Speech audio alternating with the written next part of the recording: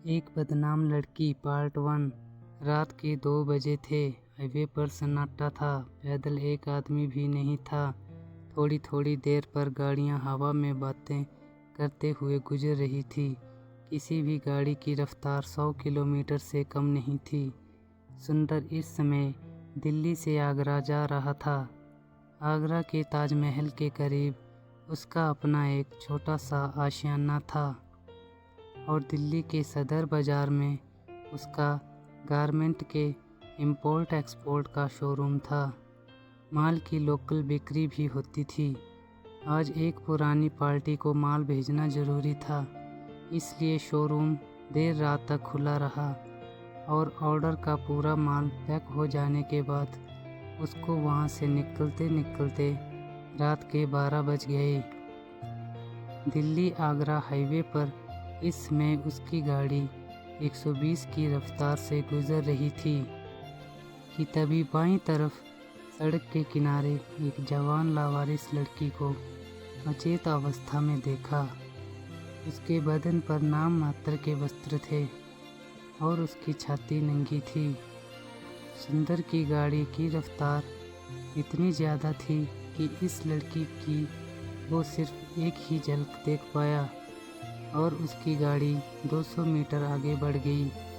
और रात के इस सन्नाटे में गाड़ियों की रफ्तार बहुत ज़्यादा होने के कारण ही शायद किसी ने उस लड़की को देखकर भी अपनी गाड़ी नहीं रोकी। सुंदर की गाड़ी भी अपनी पूरी रफ्तार से आगे बढ़ती जा रही थी, लेकिन उस लड़की की खूबसूरत देह ने उसको बुरी तरह से विचलित कर दिया था। इंसान की मानसिकता भी कितनी अजीब होती है कि उसे रहम भी किसी पर आता है तो उसकी खूबसूरत नग्न देह को देखकर। और उस लड़की की खूबसूरत देह ने जब सुंदर के दिलों दिमाग पर पूरी तरह से कब्जा कर लिया, तब उसके लिए गाड़ी चलाना बहुत मुश्किल हो गया। जिस जगह उसने उस लड़की के लावारिस जिस्म को देखा था, वहाँ से उसकी गाड़ी अब तक कोई 2 किलोमीटर और आगे आ चुकी थी और अब भी उसकी गाड़ी पूरी रफ्तार में थी।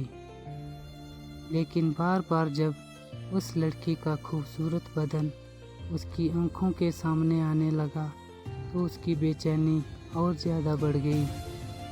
तब कोई 1 किलोमीटर और आगे जाकर उसने अपनी गाड़ी को यू टर्न देकर वापस मोड़ लिया और फिर लगभग 3 किलोमीटर वापस लौटने के बाद जब दोबारा यू टर्न आया तो एक बार फिर से अपनी गाड़ी को मोड़कर सीधे उस लड़की के पास आकर गाड़ी को रोक दिया। उसने देखा उस लड़की की सांसें अभी भी चल रही थी।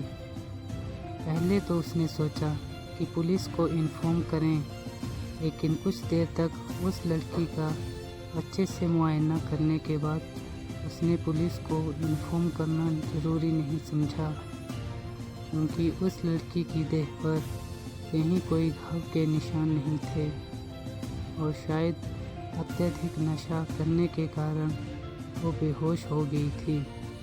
और ये भी हो सकता था कि किसी ने उसको नशे की डोज देकर अपनी गाड़ी में ही उसके संग रेप किया हो और बाद में उसे सड़क के किनारे फेंक दिया हो। सुंदर ने उस लड़की को अपनी गाड़ी में बैठाया और हवा से बातें करते हुए आगरा ताजमहल के समीप अपने खूबसूरत बंगले में आ गया और फिर उस लड़की को गाड़ी से निकालकर अपने कमरे में ले आया और बेड पर उसे सुला दिया।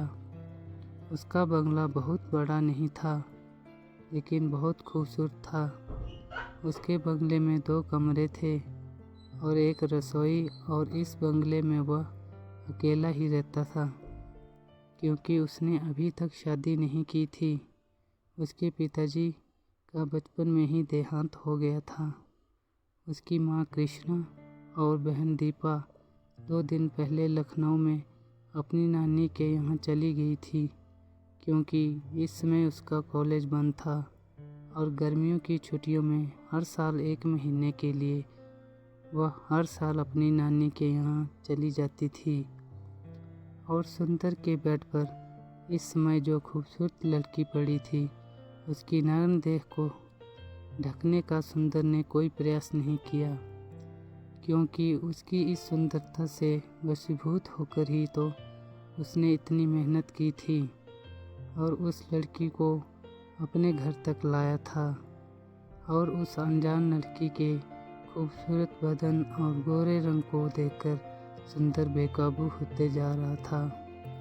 लेकिन उसे कोई जल्दी नहीं थी, क्योंकि इस समय वो घर पर बिल्कुल अकेला था और फिलहाल कोई घर में आने वाला भी नहीं था। उसने एक बार फिर लड़की का मुआयना किया। उसकी सांसें अभी भी चल रही थी और वो बिल्कुल ठीक ठाक मालूम हो रही थी। उसने उस लड़की के बदन पर हाथ फेरा और उसे किस करने के बाद अपनी बाहों में लेकर उसके गालों पर 3-4 बार थपकी दी। ऐसा करने से लड़की थोड़ी देर के लिए होश में आई और अपना मद भरी नशीली आंखों से उसने सुंदर को देखा और फिर बेहोश हो गई। ये देखकर सुंदर को इस बात का विश्वास हो गया कि वो नशे के कारण ही बेहोश है और नशा उतरने पर उसको होश आ जाएगा। कुछ देर तक वो यूं ही उसके पास बैठा रहा और फिर उठकर उसने 2 कप चाय बनाई और बिस्कुट और नमकीन के साथ खाने लगा। और जब तक उसकी चाय ख़त्म हुई तब तक वो लड़की थोड़ा थोड़ा होश में आने लगी थी। फिर थोड़ा और समय बीतने पर वह अचानक ही उठकर बैठ गई। तभी उसका एक हाथ अपने बदन पर गया और उसे इस बात का एहसास हुआ कि उसके बदन पर कोई कपड़ा नहीं है। लेकिन इस बात से उसको कोई फर्क नहीं पड़ा, बल्कि उसके लबों पर मुस्कान आ गई। और शायद ये शराब के सुरूर का असर था।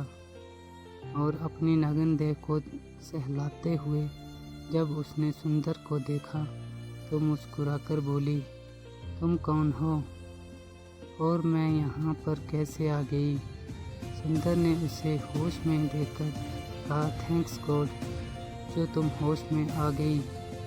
और फिर उसके हाथ में चाय का कप देते हुए कहा, मेरा नाम सुंदर है, तुम पहले चाय पी लो, उसके बाद बातें करेंगे कि तुम्हारे साथ क्या हुआ और तुम यहाँ कैसे आई।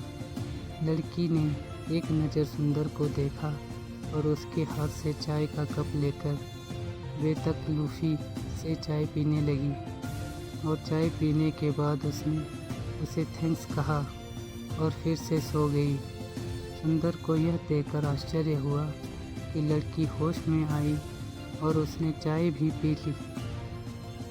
और उसे इस बात का भी एहसास हुआ कि वो टॉपलेस है और उसने फिर भी इस बात को संज्ञान में नहीं लिया और चाय पीने के बाद आराम से सो गई।